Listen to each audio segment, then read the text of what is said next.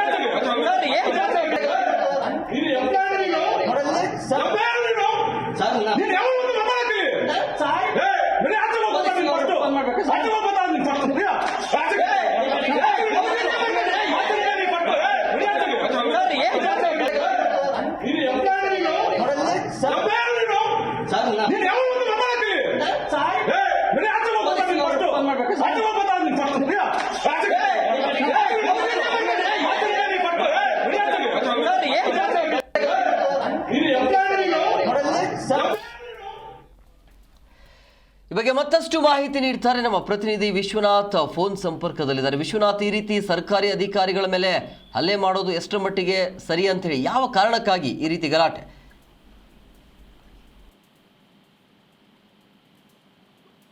M Kumar, Congress ಮುಖಂಡ ರಾಜೀವ್ ಗೌಡ ಬಳಿಕ ಈಗ ಈ ಬಿಜೆಪಿ ಮುಖಂಡ ಸತೀಶ್ ಗೌಡ ಕಡತನ ಮಲೆ ಅಂತ ಏನಿದ್ದಾರೆ ಈತನ ಸರದಿ ಈಗ. ಅಂದ್ರೆ ರಾಜ್ಯದಲ್ಲಿ ಸರ್ಕಾರಿ ಅಧಿಕಾರಿಗಳಿಗೆ ರಕ್ಷಣೆ ಇಲ್ವಾ ಅನ್ನೋ ಒಂದು ಅನುಮಾನಗಳು ಈ ಒಂದು ವಿಡಿಯೋವನ್ನ ನೋಡಿದ್ರೆ ಅನ್ಸುತ್ತೆ. ಯಾಕಂತಂದ್ರೆ ಈ ವಿಡಿಯೋದಲ್ಲಿ ನೋಡ್ತಾ ಇದ್ದಂತಹ ಸಂದರ್ಭದಲ್ಲಿ ಯಾವ ರೀತಿಯಾಗಿ ಸರ್ಕಾರಿ ಅಧಿಕಾರಿಗಳ ಮೇಲೆ ಈ ಯತೀಶ್ ಕಡತನ ಮಲೆ ಅಂದ್ರೆ ಯಲಹಂಕ ಕ್ಷೇತ್ರದ ಬಿಜೆಪಿ ನಾಯಕ ಏನಿದ್ದಾನೆ ಸತೀಶ್ ಕಡತನ ಮಲೆ, ಈತನ ಒಂದು ಉಪಟಳ ಹೆಚ್ಚಾಗಿರುವಂತದ್ದು. ಕಚೇರಿ ಸಿಬ್ಬಂದಿ ಮೇಲೆ ಹಲ್ಲೆ ಮಾಡುವಂತದ್ದಾಗಿರ್ಬೋದು, ಆವಾಜ್ ಹಾಕುವಂತದ್ದಾಗಿರ್ಬೋದು, ಈ ಪ್ರಕ್ರಿಯೆಯಲ್ಲಿ ಈ ಸತೀಶ್ ತೊಡ್ಕೊಂಡಿರುವಂತದ್ದು.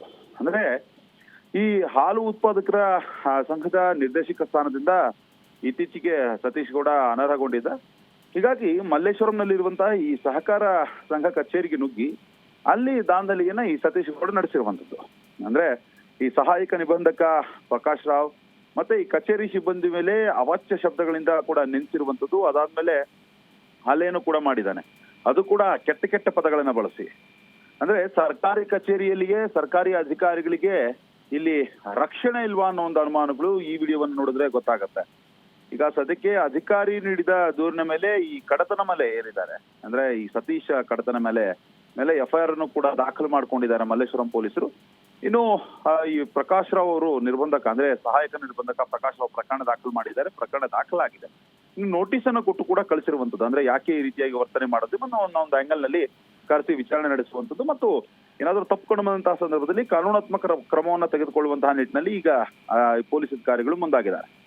ಒಟ್ಟಾರೆಯಾಗಿ ಇಷ್ಟೊಂದು ಈ ಒಂದು ರೀತಿಯಲ್ಲಿ ಈ ಒಂದು ಕೆಟ್ಟ ಕೆಟ್ಟ ಪದಗಳನ್ನ ಬಳಸುವಂತದ್ದು, ರೌಡಿಗಳ ರೀತಿ ವರ್ತನೆ ಮಾಡುವಂತದ್ದು, ಅದರಲ್ಲೂ ಕೂಡ ಮನೆಗೆ ನುಗ್ಗಿ ಈ ರೀತಿ ಅಂದ್ರೆ ಕಚೇರಿಗೆ ನುಗ್ಗಿ ಈ ರೀತಿಯಾಗಿ ದಾಂಧಲೆ ನಡೆಸುವಂತದನ್ನ ನೋಡಿದ್ರೆ ಇವರ ಪಕ್ಷ ಇದೇ ಹೇಳಿಕೊಟ್ಟಿದ್ಯಾ ಅನ್ನೋ ಒಂದು ಅನುಮಾನಗಳು ಕೂಡ ವ್ಯಕ್ತ ಆಗುತ್ತೆ.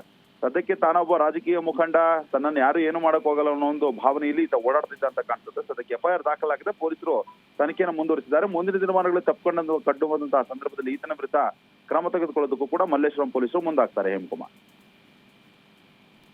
ವಿಶ್ವನಾಥ್, ನಿಮ್ಮೆಲ್ಲ ಡೀಟೇಲ್ಸ್ಗಾಗಿ.